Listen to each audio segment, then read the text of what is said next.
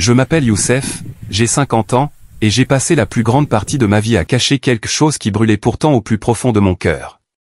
Ma foi en Jésus-Christ et en sa Sainte Mère, la Vierge Marie, au cœur du désert afghan, là où les montagnes se dressent comme des murailles contre le ciel et où les vallées semblent avaler toute espérance, être chrétien est presque un crime impensable. Pourtant, c'est cette foi reçue de ma mère qui m'a donné la force de respirer jour après jour, même dans les heures les plus sombres. Ma mère, paix à son âme, était une femme de courage. Je me souviens de ses mains abîmées par le travail et de ses yeux lumineux qui brillaient lorsqu'elle murmurait les prières du soir. Elle avait reçu un petit chapelet d'un missionnaire italien qui avait traversé nos terres des années avant ma naissance. Ce chapelet, fait de simples grains de bois usés, était devenu l'héritage le plus précieux de notre famille. Quand elle est morte, elle me l'a laissé en me disant « Ne l'abandonne jamais, Youssef, même si tu dois prier en silence, sache que Marie t'écoute. » Ces mots résonnent encore dans ma mémoire comme un écho éternel. Mais vivre cette foi au grand jour était impossible. Chaque fois que je franchissais la porte de ma maison, je devais cacher le chapelet dans la doublure de mon vêtement. Dans les marchés, je marchais la tête basse, craignant que mes lèvres, lorsqu'elles murmuraient un Ave Maria, puissent être remarquées. Les rares chrétiens que je connaissais se réunissaient dans des caves ou dans des pièces étroites et sombres. Nous étions peu nombreux, mais unis par une flamme invisible. Je me souviens d'une nuit glaciale d'hiver, lorsque le vent soufflait si fort que les murs semblaient gémir. J'avais allumé une bougie minuscule et, seul dans ma chambre, j'avais récité le rosaire. Le bois du chapelet glissait entre mes doigts engourdis, et chaque « Je vous salue Marie » me réchauffait l'âme. C'est ce soir-là que j'ai senti pour la première fois une paix profonde, comme si quelqu'un me couvrait d'un manteau invisible. Je savais que c'était elle. Les années passèrent ainsi, faites de silence et de prières secrètes. Mais le danger n'était jamais loin.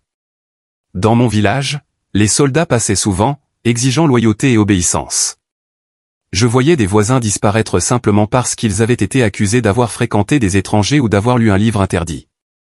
Chaque fois que j'entendais frapper à une porte au milieu de la nuit, mon cœur s'arrêtait, craignant que ce soit la mienne. Un soir, mon plus proche ami Raman m'a pris par le bras. Nous étions dans une petite maison au bout du village, entourés de quelques frères et sœurs en Christ. Les murs étaient nus, une lampe à huile vacillait et projetait des ombres tremblantes. Raman me dit, nous ne savons pas combien de temps encore nous pourrons nous réunir. Mais souviens-toi, Youssef, la vraie église n'est pas faite de pierre. Elle est dans nos cœurs. Ces paroles me transpercèrent. C'est vrai.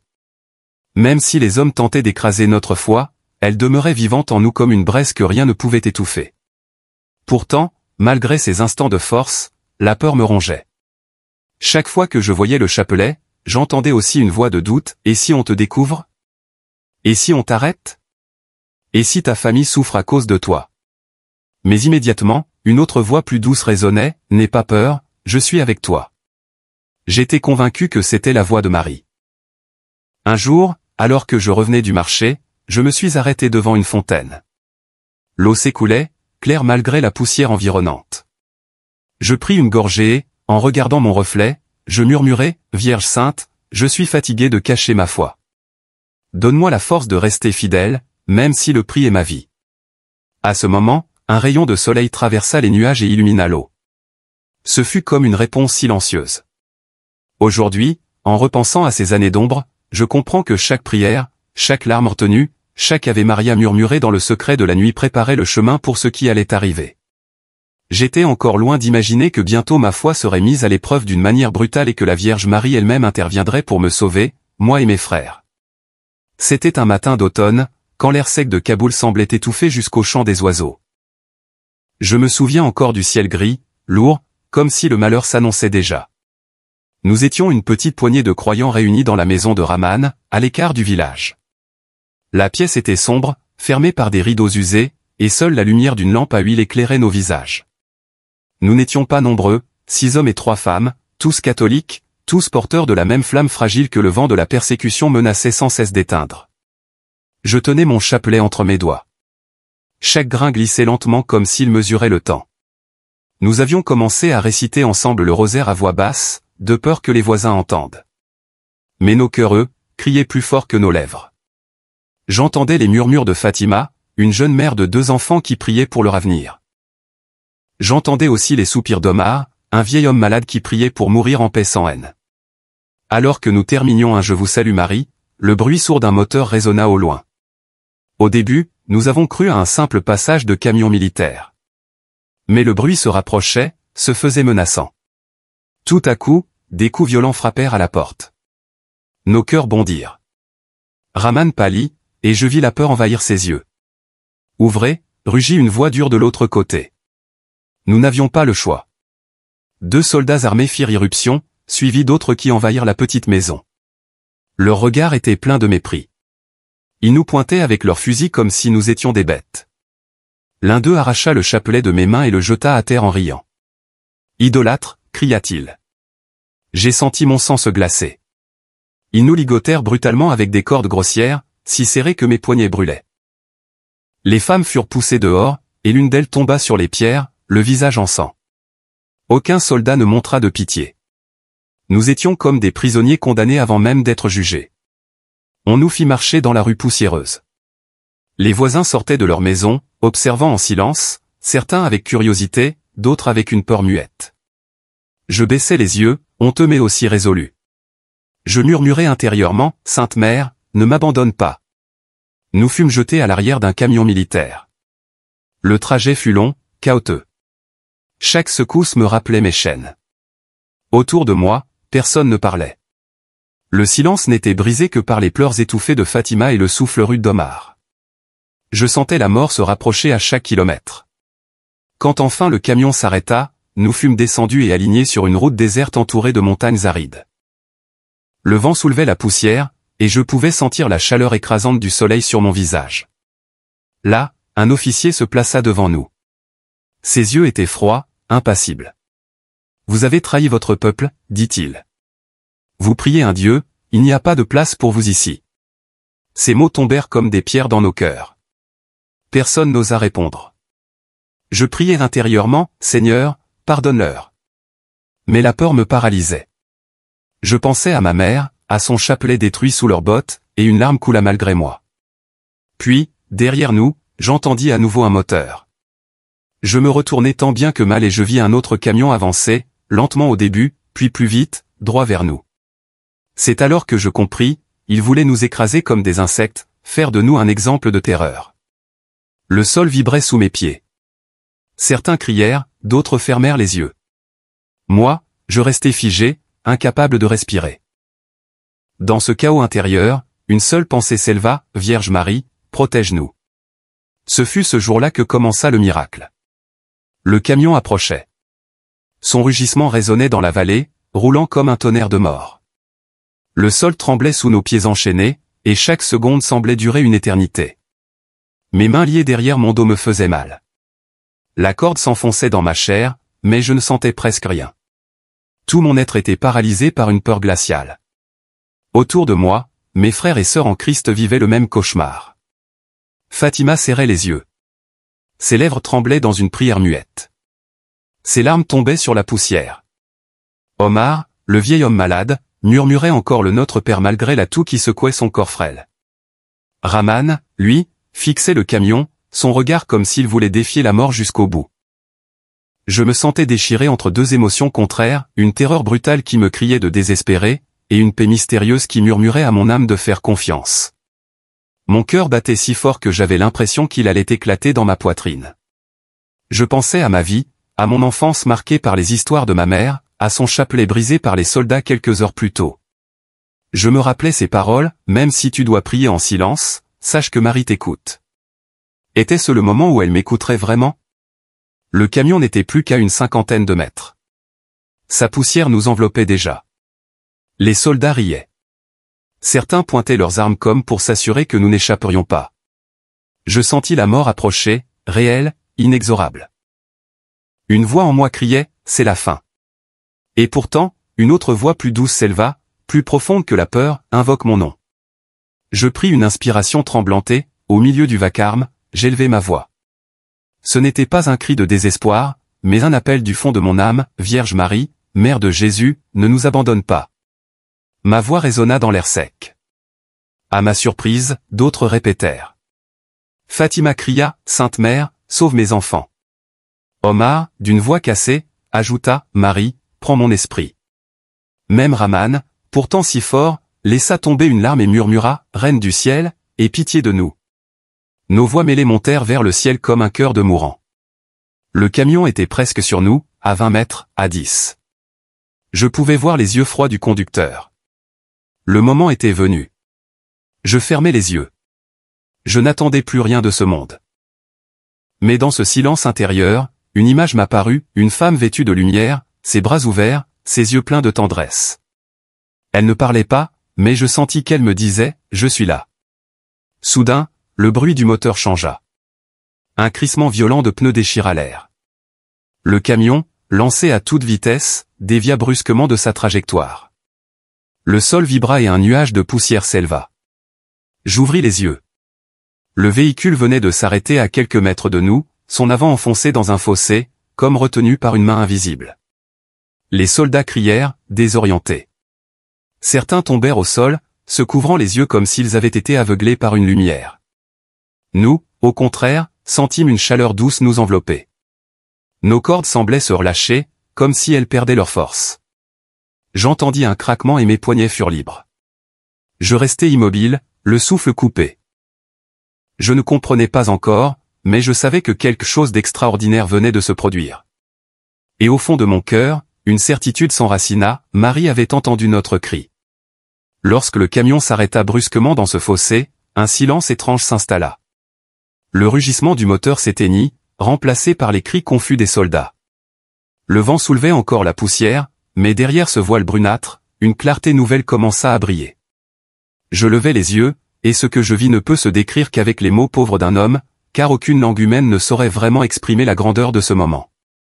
Là, au-dessus de nous, se tenait une lumière douce, éclatante, mais non aveuglante. C'était comme si le soleil s'était rapproché de la terre, mais sans brûler, au contraire. Il réchauffait, apaisait, guérissait. Au centre de cette lumière apparut une femme. Elle était vêtue d'un manteau bleu qui ondulait comme un ciel en mouvement, et d'une robe blanche plus pure que la neige des montagnes. Ses yeux étaient profonds, pleins d'une tendresse qui transperçait jusqu'à l'âme. Ses mains étaient ouvertes, paumes tournées vers nous comme pour nous accueillir dans un abri invisible. « C'est elle, c'est la Vierge », murmura Fatima d'une voix étranglée par les larmes. Je ne pouvais détacher mon regard.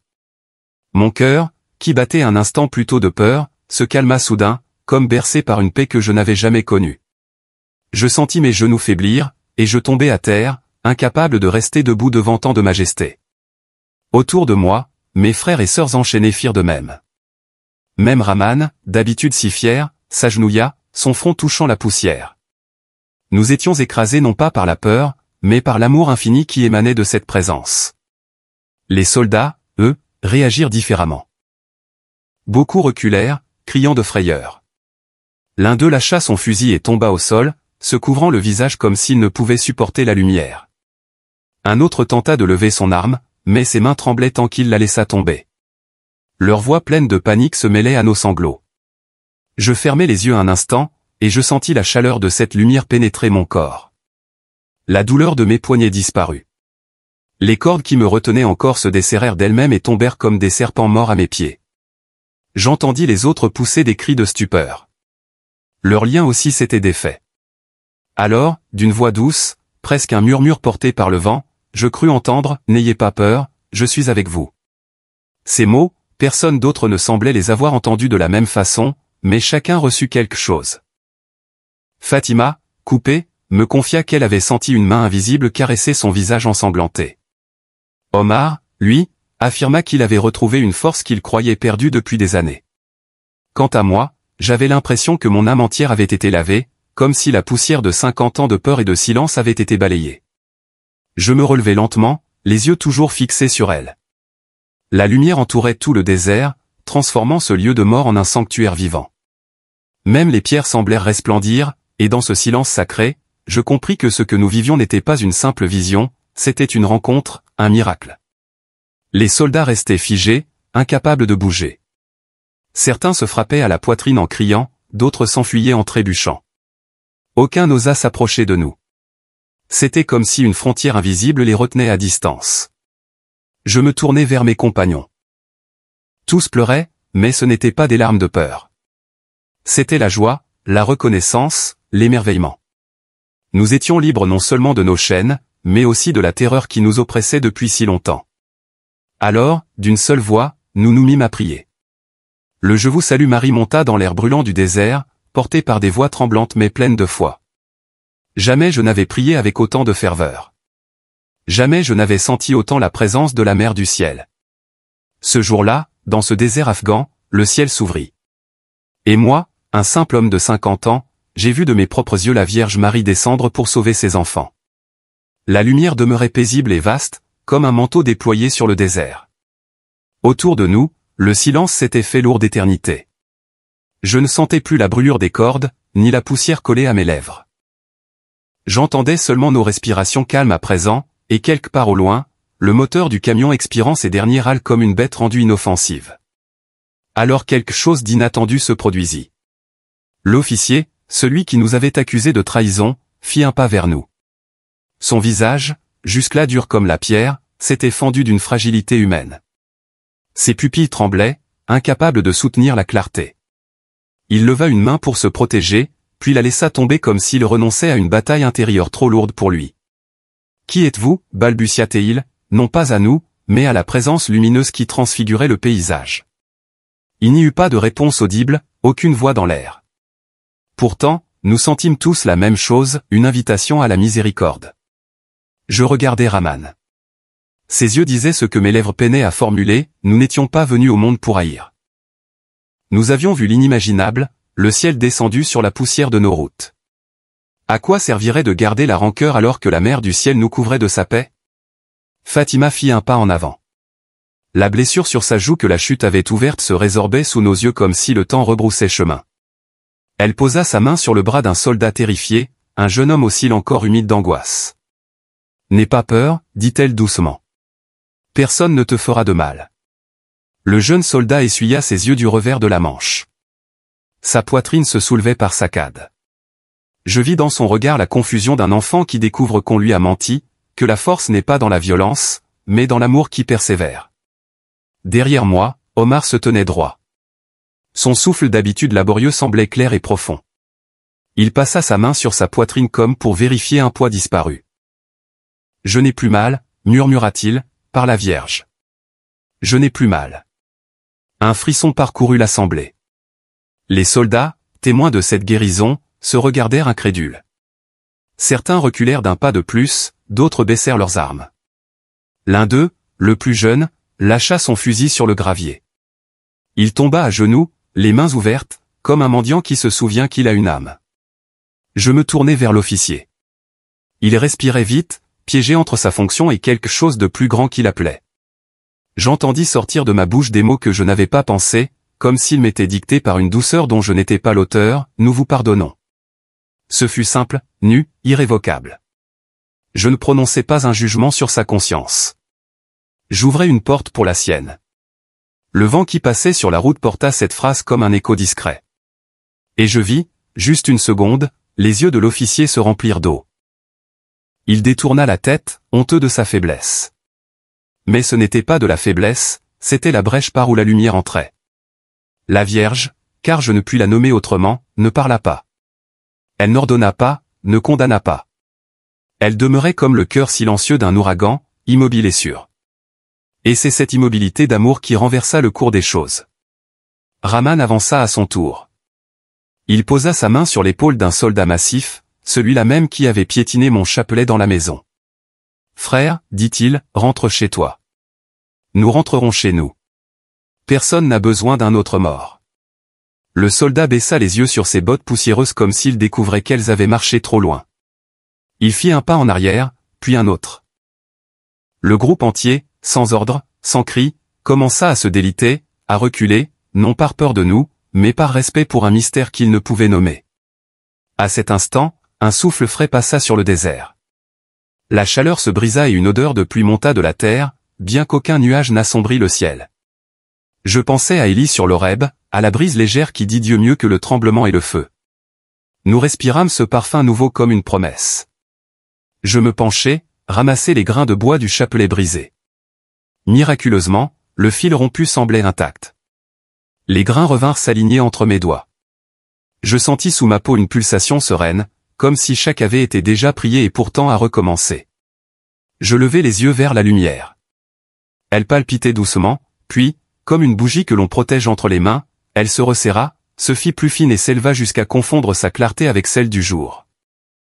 Quand la lumière eut disparu, il ne resta qu'un grand calme. Les soldats s'étaient éloignés. L'officier demeura un moment hésitant, puis il porta 2 doigts à son front, geste maladroit d'un salut qu'il ne connaissait pas. Il recula, se retourna et partit à son tour. Nous étions seuls sur la route, libres, vivants, et mieux que vivants, relevés. Je me tournai vers mes frères et sœurs. Personne n'osa parler. Alors, très doucement, Fatima entonna un Magnificat. Sa voix tremblait au début, puis s'affermit. Nous joignîmes nos voix à la sienne. Le désert, ce lieu de mort, devint notre église. Je sus à cet instant précis que le miracle ne nous avait pas seulement épargnés.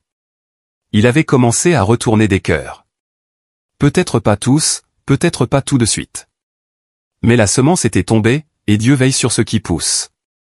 Nous restâmes longtemps au bord de la route, comme des rescapés d'un naufrage contemplant la rive.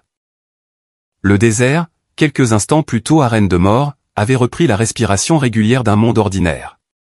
Le vent passait, le soleil inclinait lentement sa lumière, et un rapace décrivait très haut des cercles sans hâte. Nous avions envie de parler tous en même temps, de raconter chacun le même miracle avec nos mots différents, mais un accord tacite nous gardait silencieux. Il fallait d'abord marcher, revenir, poser un pied devant l'autre comme après une longue maladie. Rahman prit la tête du petit groupe. Fatima tenait ma main, non par faiblesse, mais comme on tient à une certitude. Omar, à ma gauche, marchait droit, étonné de sa propre vigueur. Nous longeâmes la route, évitant le camion encore planté de travers dans le fossé, et nous engageâmes sur un sentier que seuls les pasteurs empruntent habituellement. À chaque pas, la poussière soulevée par nos sandales me paraissait plus légère, comme si la terre elle-même avait reçu sa part de bénédiction. Personne ne parla durant la première heure. Notre haleine se mêlait dans un rythme commun, et de temps à autre, nous entendions un merci l'échapper, à peine audible, qui s'effilochait dans le vent. Puis la voix d'Omar rompit la retenue. « J'ai rêvé », dit-il simplement. Mais je ne dormais pas. Ce n'était pas un rêve, répondit Fatima sans se retourner. C'était plus réel que cette poussière sur nos pieds. Je souris. Les mots revenaient, mais ils se heurtaient à la limite de ce qui peut se dire. Nous nous contentâmes de nommer l'essentiel, Marie, paix, pardon, vie, comme des enfants qui apprennent une langue maternelle oubliée. Quand les premières maisons du village apparurent, notre pas hésita. Nous connaissions les yeux des voisins, les soupçons, les questions qu'on ne pose pas mais qui serrent les gorges. Pourtant, je sentis en moi une résolution neuve. Cacher à nouveau serait trahir ce que nous avions reçu. La Vierge ne nous avait pas libérés pour nous replonger dans une cave plus profonde. Elle nous avait relevés pour que nous marchions à découvert. La ruelle principale s'ouvrit devant nous. Des femmes lavaient des vêtements dans des bassines, des enfants couraient en criant. 2 hommes jouaient aux osselets à l'ombre d'un mur. Notre arrivée fit naître un remous. On nous dévisagea. Je lus dans leur regard d'abord la surprise, puis l'incrédulité. Nous étions censés ne pas revenir, et enfin une curiosité mêlée d'inquiétude. Le bruit de nos chaînes absentes semblait encore parler à notre place. C'est alors que la mère de Fatima surgit, son foulard mal attaché sur les cheveux. Elle prit sa fille dans ses bras et pleura sans retenue, la berçant comme une enfant revenue d'entre les morts. Ce geste simple dissipa la tension. Les voisins s'approchèrent. On demanda, que s'est-il passé? Où sont les soldats? Et ce camion qu'on a vu filer vers le désert? Rahman me jeta un regard. Il faut dire, je fis un signe de tête. Nous nous assîmes sur le large seuil de la maison de Rahman, et je racontai, non comme un orateur, ni comme un accusateur, mais comme un témoin. Je dis le bruit du moteur, la poussière, la peur, l'appel à la mer, la lumière. Oui, la lumière, les cordes qui tombent, les soldats qui reculent, le chapelet réparé. Je dis aussi le pardon offert, non par héroïsme, mais comme une conséquence naturelle de la paix reçue. Ma voix, au début hésitante, trouva une assise. Je sentis que les mots n'étaient pas seulement les miens. Ils passaient par moi pour atteindre les cœurs. Certains hochèrent la tête, d'autres se signèrent. Un vieillard que je savais hostile à nos étrangetés s'approcha sans ironie et demanda, « Et maintenant, vous allez encore vous cacher ?» Je levai le chapelet. Les grains de bois tièdes contre ma paume battaient comme un pouls. Non, dis-je, nous ne provoquerons personne. Nous n'insulterons personne. Nous servirons, nous travaillerons, nous prierons, mais nous ne nous cacherons plus. Les mots laissèrent un sillage de silence. C'était une promesse que nous faisions non au village, mais à celui qui nous avait relevés par sa mère. Fatima proposa alors que nous rendions grâce. Nous entrâmes dans la maison. La pièce sentait l'huile et la farine, la chaleur du fourneau, la vie ordinaire. Nous disposâmes 3 bougies sur une assiette de métal. Leur flamme vacillante ouvrit un petit espace de liturgie au milieu du quotidien. Omar commença le « Je vous salue Marie », et nos voix, d'abord tremblantes, s'affermirent. J'eus la sensation très nette que notre prière franchissait les murs, traversait la ruelle, s'épandait dans les maisons comme un parfum discret. Après la prière, nous décidâmes, pas un plan héroïque, pas une conspiration, une fidélité simple. Nous nous répartirions les jours pour accueillir chez l'un ou l'autre ceux qui voudraient entendre. Nous reprendrions nos travaux, le four, le petit commerce, la réparation des outils. Mais nous garderions une porte ouverte et un coin pour la prière. Nous aiderions les malades, même ceux qui nous détestent. Nous visiterions les veuves. Nous ne répondrions à aucune provocation. Et si l'on nous interrogeait, nous raconterions sans colère, sans peur. La nuit tombait quand on frappa doucement. Un jeune soldat, celui qui avait lâché son fusil, se tenait sur le seuil, les yeux fuyants. Je voulais savoir, balbutia-t-il. Cette lumière, c'était. Il chercha un mot, n'en trouva pas. Je lui fis signe d'entrer. Il resta sur le pas, respectueux comme on approche d'un sanctuaire. Je tendis le chapelet. C'était une mère, dis-je. Et une mère n'humilie pas ses enfants. Elle les relève. Il hocha la tête, les lèvres serrées, puis il recula, portant avec lui le frémissement d'une question qui deviendrait peut-être prière. Quand la porte se referma, je sentis que notre retour n'était pas une fin, mais le début d'un témoignage public. La peur n'avait pas disparu du monde.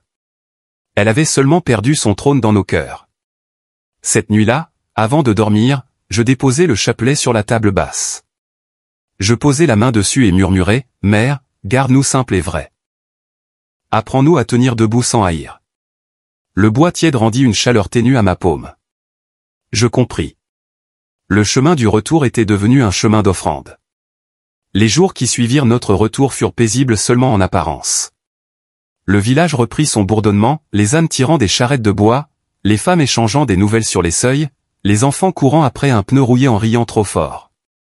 Mais sous cette surface, quelque chose bougeait. Une inquiétude, une question, parfois une colère que personne n'osait nommer. La rumeur de notre miracle, portée par les pas pressés des curieux, avait franchi les ruelles, puis les villages voisins. Elle était devenue une histoire qu'on se racontait le soir, un camion arrêté par une main invisible, des cordes tombées comme de l'herbe sèche, une lumière douce qui avait tenu tête à la mort. Chacun y ajoutait sa nuance, son doute, sa ferveur. La première opposition ne vint pas des autorités, mais d'un marchand jaloux, Farid, qui avait toujours considéré Rahman comme un rival. Un matin, je découvris sur la porte de sa boutique des mots tracés au charbon, « traître ». Le trait était maladroit mais l'intention claire. Rahman resta longtemps à regarder ces lettres noires.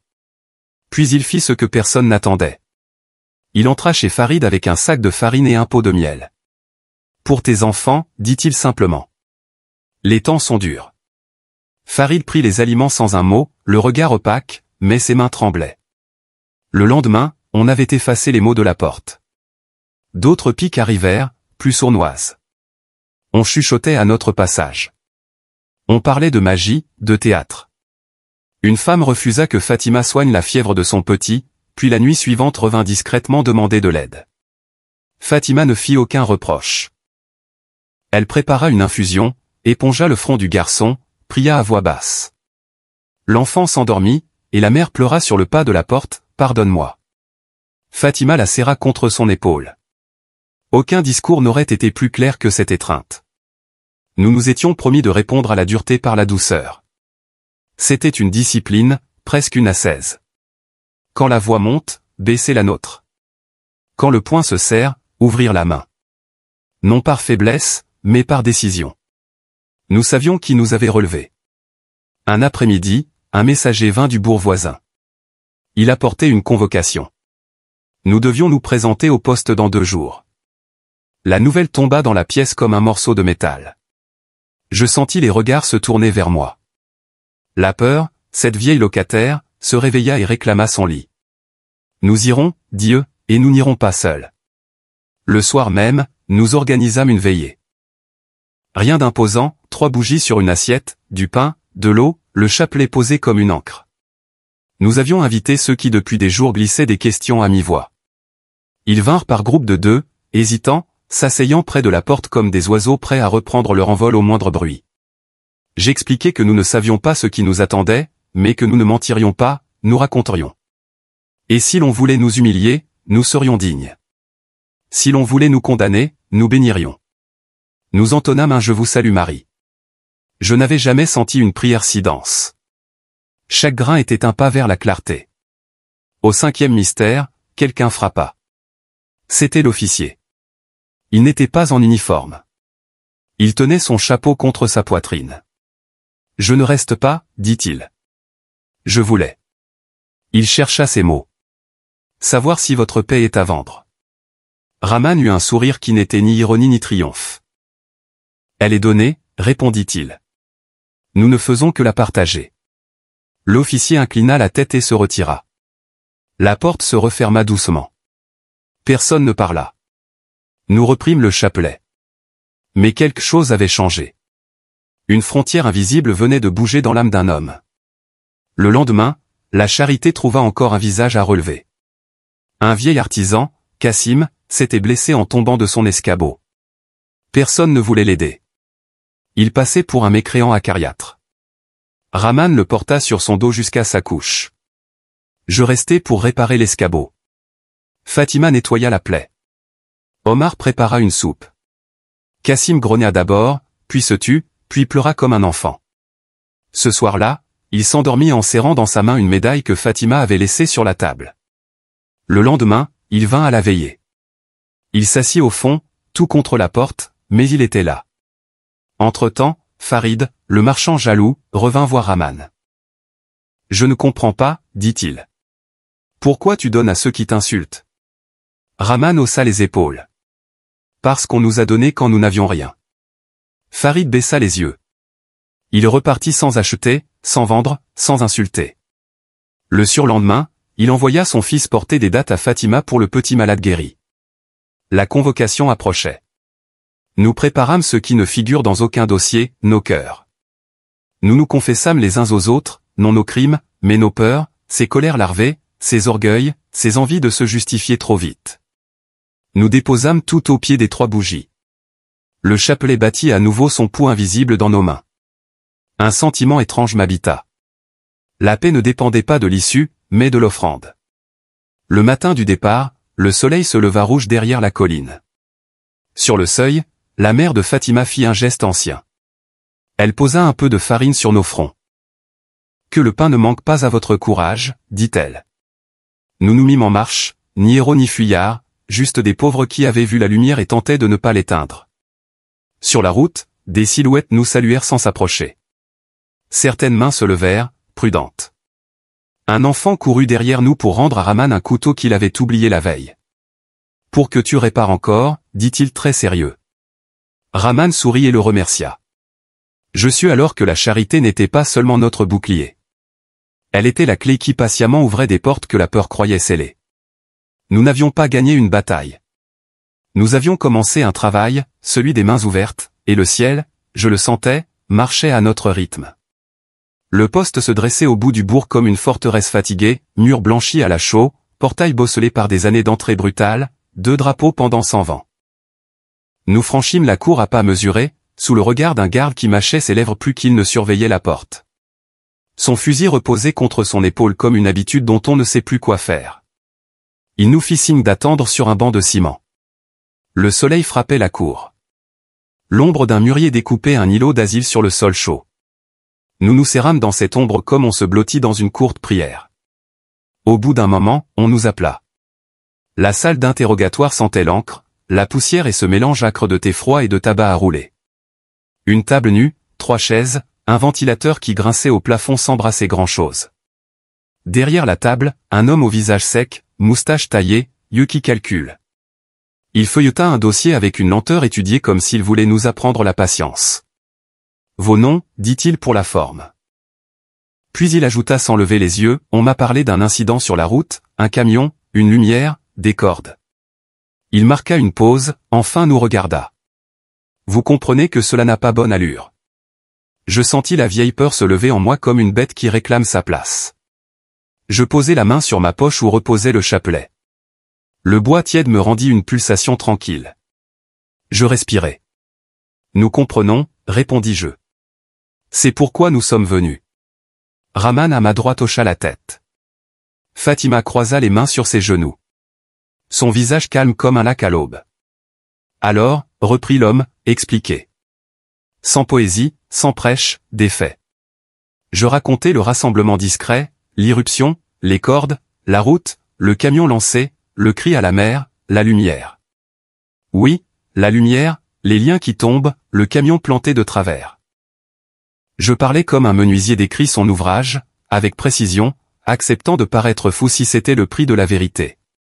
L'homme prit des notes, parfois esquissa un sourire qui n'était ni moquerie ni assentiment, seulement l'outil d'un métier. Quand je finis, il resta un moment silencieux. Le ventilateur grinça, la feuille craqua sous sa main. Je devrais vous traiter d'affabulateur, dit-il enfin, ou d'agitateur. Il tapota le dossier. Mais j'ai des rapports contradictoires. Des hommes à moi parlent aussi d'une lumière. L'un s'est blessé en tombant. De peur, dit-il. Un coin de sa bouche tressaillit. Et vous êtes revenu volontairement. C'est peu habituel. Fatima releva doucement le visage. Nous ne voulons humilier personne, dit-elle. Nous voulons vivre sans mentir. Il la regarda plus longtemps qu'il n'avait regardé Rahman et moi. Peut-être voyait-il la cicatrice effacée sur sa joue ou bien la paix qui s'y était posée. Il se frotta la moustache. Ce village vous tolère mal, lâcha-t-il. Vous le savez. On ne répondra pas à la haine, dis-je. Nous travaillerons, nous aiderons. Et si l'on nous chasse, nous partirons sans crier. Hachem. Il referma le dossier. On me demande de faire un exemple. D'autres me conseillent de fermer les yeux. Il soupira. Je n'aime pas les miracles, Youssef, ils dérangent l'ordre des choses. Je sentis un sourire me venir, non de défi, mais de reconnaissance. La vérité dérange toujours quelque ordre, fût-il injuste. La porte s'ouvrit sans frapper. L'officier de la route entra, tête nue, le regard moins dur que la première fois. Il s'arrêta, surpris de nous voir déjà assis. « C'est vous, dit-il. » Il se tourna vers l'homme à la moustache. Je confirme qu'aucun coup de feu n'a été tiré, que le camion s'est arrêté et que personne n'a été blessé de leur côté. Il hésita. Je n'ai pas d'explication. Le moustachu le jaugea, puis haussa les épaules, geste minuscule d'un poids remis à plus tard. Très bien, dit-il. À nous, vous allez signer une déclaration. Rien d'accusateur, rien d'héroïque. Vous écrirez que vous ne chercherez pas à provoquer de rassemblements hostiles, que vous ne troublerez pas l'ordre public, que vous respecterez la loi. Rahman répondit avant moi, nous pouvons écrire que nous obéirons à tous ceux qui n'exigent pas de renier la vérité. Le moustachu fit tourner son stylo entre ses doigts. La vérité, grand mot.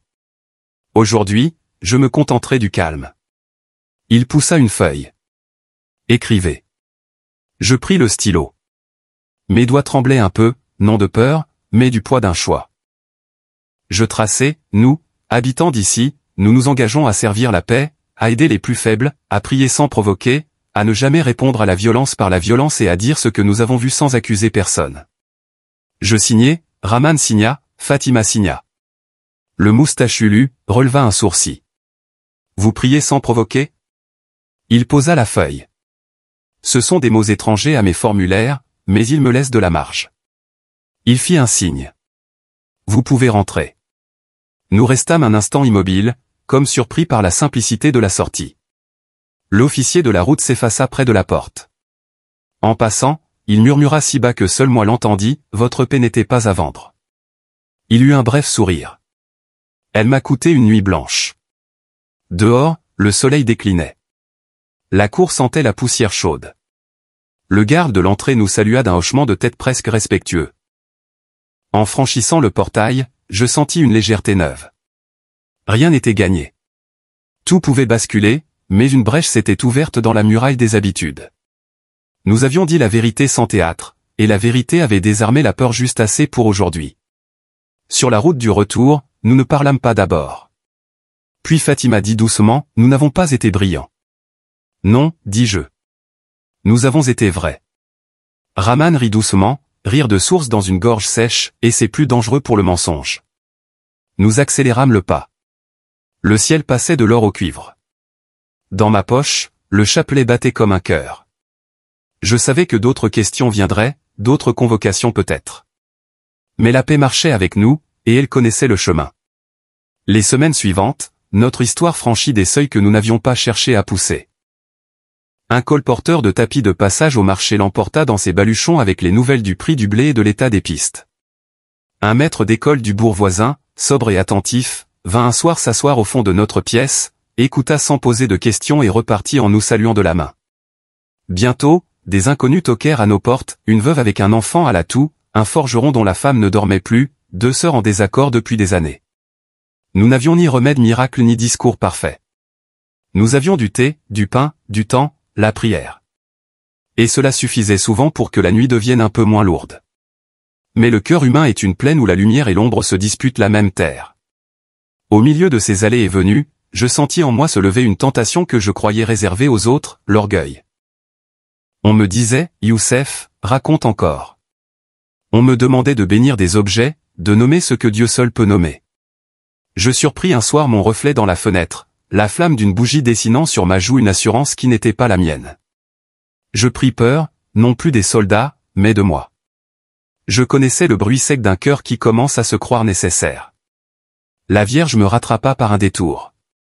Une nuit, ma fille, Lila, silencieuse et discrète comme la pluie de printemps, fut prise d'une fièvre sèche. Sa peau brûlait, son regard flottait entre la pièce et quelques horizons invisibles. Tous les réflexes de l'homme public m'abandonnèrent. Il ne restait qu'un père maladroit, pauvre, implorant. J'avalais la honte de ma vanité comme on boit une eau amère. « Mère, murmurai-je, si je me suis cru plus que ton serviteur, pardonne, mais regarde cet enfant. » Fatima posa des linges frais. Omar prépara une décoction. Rahman veilla sans parler. La fièvre dura 3 jours. 3 jours de prières courtes, sans belles phrases, Marie, et pitié. Le deuxième soir, Farid, l'ancien jaloux, apparut sur le seuil avec une poignée de feuilles de menthe et du miel. Il ne s'excusa pas, ne discourut pas. Il déposa simplement la menthe près du feu et dit, pour la respiration. Son geste fendit quelque chose en moi. Je compris que la charité que nous distribuions nous revenait à l'heure où nous n'avions plus rien à donner. Au matin du 3e jour, la chaleur de Lila se mit à baisser comme une marée. Elle dormit longtemps, puis demanda de l'eau. Son front était frais. Je posai ma main sur ses cheveux et ne dis rien, car toutes les paroles auraient abîmé ce moment. J'appris alors ce que je croyais savoir. Nous ne sommes pas gardiens du miracle. Nous en sommes seulement les passants reconnaissants. La rumeur de la maladie avait couru si vite que le soir même, la pièce se remplit d'un silence habité. Le maître d'école était revenu, la veuve avec son enfant, le forgeron à l'air rude. Même le jeune soldat s'appuya un instant à la porte, le temps d'un regard et d'un signe de tête. Je me levai, pris le chapelet et confessai devant tous ma vanité naissante, mon désarroi de père, ma gratitude. Je dis que la lumière vue dans le désert n'avait pas fait de nous des héros, mais des guéris en convalescence. Les visages s'apaisèrent. La prière ce soir-là fut basse, sans éclat, mais dense comme un pain bien cuit. Une autre épreuve plus fine vint par l'officier.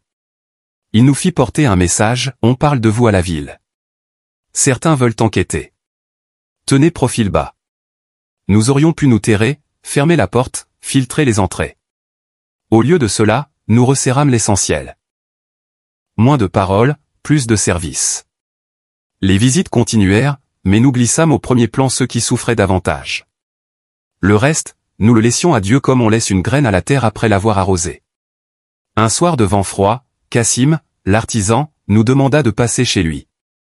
Sa maison sentait la poussière de plâtre et la soupe au pois. Il sortit d'une boîte en fer une vieille médaille tordue de la Vierge. Je l'avais maudite, avait-il dit, le jour où ma femme est morte. Il me regarda, la gorge serrée. Rends-la si tu veux. Moi, je ne sais pas quoi faire de tant d'années perdues. Je pris la médaille, la redressai du mieux possible, puis la lui rendis. Garde-la, Cassim, les années perdues ne le restent pas toutes. Certaines deviennent semences. Il pleura sans bruit, la médaille serrée dans sa paume brune. Lila, rétablie, s'assit le lendemain au seuil pour tresser des ficelles qui servent au jarre. Elle chantonnait un air que ma mère me fredonnait autrefois. En l'écoutant, je compris que l'épreuve intime nous avait replacés à notre juste place, au ras du sol, là où Dieu aime travailler. Notre témoignage se répandait, oui, mais il passait par les chemins bas, les cuisines, les ateliers, les seuils, bien plus que par les places. Et c'était très bien ainsi. La nuit, avant de souffler les bougies, je posai le chapelet sur la table. Mère, dis-je simplement, garde-nous petits. Dans le silence, j'entendis Lila rire doucement dans son sommeil. Je sus que la prière avait touché son but. Le vent d'hiver s'était invité plus tôt cette année-là. Sur les toits plats, les tapis battaient comme des ailes lourdes. Dans les ruelles, les chiens choisissaient les moindres rayons de soleil pour s'y pelotonner. Nous avions appris, au fil des semaines, à vivre avec une attention nouvelle, comme on porte un bol plein sans en renverser une goutte. Rien de spectaculaire. Du pain partagé, des plaies pansées, des portes qui grincent moins parce qu'on a pensé à l'huile. La paix n'était pas un drapeau, c'était une habitude, la plus exigeante de toutes. Un matin, l'officier frappa à la porte de Rahman. Il se tenait droit, sans escorte. Dans ses mains, un paquet enveloppé de tissu bleu. Il salua d'un mouvement de tête presque timide. « J'ai fait venir cela de la ville, dit-il. Ce n'est pas un ordre, c'est un remerciement peut-être. » Il posa le paquet sur la table. Dedans, nous découvrîmes un petit miroir encadré de bois et un bouquet de perles de verre. « Pour la maison, ajouta-t-il. » Je le regardais, surpris par ce geste sans utilité apparente et donc profondément humain. Il hésita, puis demanda si nous pouvions parler seuls un instant. Nous sortîmes dans la cour où la lumière faisait vibrer la poussière. « Je n'ai pas de langage pour ce que vous vivez, dit-il simplement. Chez moi, on parle d'obéissance, de rapport, d'incidents clos. Pourtant, depuis la route. » Il pinça les lèvres, cherchant. « Il m'arrive de prier sans mots, comme si quelqu'un m'écoutait malgré moi. Est-ce que cela compte ? » Je sentis la joie monter en moi. Non la joie d'avoir gagné un homme, mais celle d'apercevoir une porte entr'ouverte. « Cela compte toujours, répondis-je. Les mères savent reconnaître le pas de leurs enfants, même quand ils n'osent pas franchir le seuil. » Il eut un sourire presque pudique. Avant de partir, il nous demanda si nous acceptions qu'aucun rapport supplémentaire ne soit envoyé tant que le calme règne. Nous acquiesçâmes. Le calme n'était pas notre idole, mais il offrait de l'air aux graines. Ce même jour, Lila proposa d'aménager un coin de la pièce en lieu de mémoire. Rien d'imposant, une planche poncée, 3 cailloux du désert où le camion s'était arrêté, une bougie courte et au centre, le chapelet de ma mère. Nous inscrivîmes au charbon sur le mur, « Souviens-toi d'être vrai ». Les voisins qui entraient s'arrêtaient là un instant, déposant une intention, une rancune, parfois un objet, une épingle perdue, une médaille tordue, une lettre jamais envoyée. La mémoire devenait un travail manuel, une réparation patiente. La rumeur d'une commission venue de la ville courut encore, puis s'éteignit comme beaucoup de rumeurs qui manquent d'oxygène. La nôtre en avait de moins en moins parce que la charité répétée finit par être moins intéressante que la colère pour ceux qui cherchent des histoires à raconter. Tant mieux, nous avions autre chose à faire. Un soir, Farid, l'ancien jaloux, entra avec son fils aîné. Ils posèrent sur la planche un cahier vierge pour écrire ce qui vaut la peine d'être relu, dit Farid en me regardant droit, sans embellir, sans enlever la poussière. Je compris sa délicatesse. Il ne nous demandait pas une chronique héroïque, mais une fidélité. Alors, nous nous mîmes à écrire à plusieurs mains, pas pour convaincre, mais pour nous rappeler les jours de brume d'où venait la lumière. Le jeune soldat réapparut lui aussi un après-midi de grand froid. Il avait les doigts rougis, le regard clair. « Je m'en vais demain, dit-il. Mutation. Je ne sais pas si je reviendrai. » Il hésita. Je voulais. Il montra la planche. Il laissait quelque chose. Il déposa son écusson usé, puis se redressa et se signa, lentement, comme s'il apprenait à écrire son nom. Personne ne commenta, mais tous au-dedans rendirent grâce. La vie reprit sa cadence de pierre et de pain.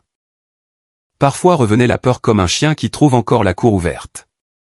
Elle aboyait, nous faisait sursauter, puis repartait. Quand nous laissions sans nourriture, nous avions appris le secret. Ne pas discuter avec elle, mais poser le chapelet sur la table, allumer la petite bougie, relire une page du cahier, servir une soupe, réparer un tabouret, les sacrements des pauvres gens. Un jour, je me suis surpris à rire en balayant la cour. Un rire venu de loin, débarrassé de sa rouille. J'ai pensé à ma mère. Je l'ai remerciée pour ses mains abîmées, pour son chapelet de bois, pour sa phrase qui me guide encore, même si tu dois prier en silence, sache que Marie t'écoute. J'ai compris que la route n'était pas derrière nous, mais sous nos pas, et que la Vierge qui nous avait sauvés une fois dans le désert continuait de nous sauver 1000 fois à petit feu dans le quotidien. Le soir, nous avons prié le rosaire devant la planche mémoire. Au dernier Je vous salue Marie, un souffle a fait vaciller la flamme. Elle n'a pas disparu.